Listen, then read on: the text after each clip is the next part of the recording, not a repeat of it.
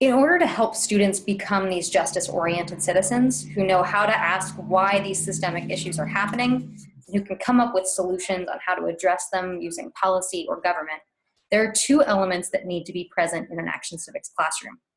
First, students need support structures to take effective, impactful advocacy actions. Second, students need to learn about the process in a democratic classroom environment where they get to try out these skills every day. Let's look at advocacy first.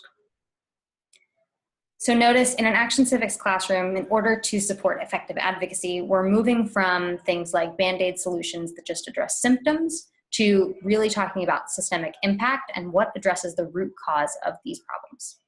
We're moving from something that's short-term, a service change, awareness-raising, fundraisers, to a long-term political change that impacts policy or resource allocation.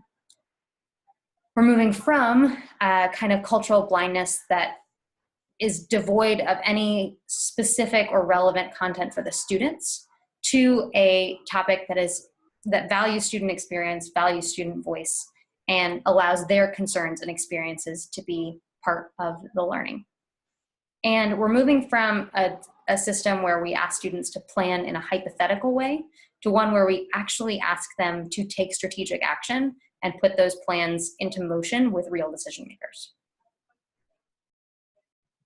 Next, let's talk about a democratic classroom. Some of these elements may already be present in your class, but in order for students to grapple with the advocacy in a meaningful and personal way, they need to do it in a classroom that gives them ownership and power over the process.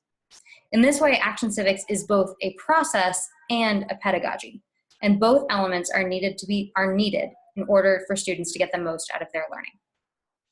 So notice for a democratic classroom, we're going from a traditional model of very rote passive learning to one that is action-oriented, active, skill-building, motivational. It has a lot of group work and a lot of student-driven work going on. It goes from something that the teacher is really leading and the teacher being in charge of the decision-making to a student-centered classroom where students are leading the decision-making and driving the project forward. And finally, from a class where we're sort of allowing students to opt in or participate when they want to, we're really trying to create a classroom that engages all students and everyone can be truly included and integrated into the curriculum.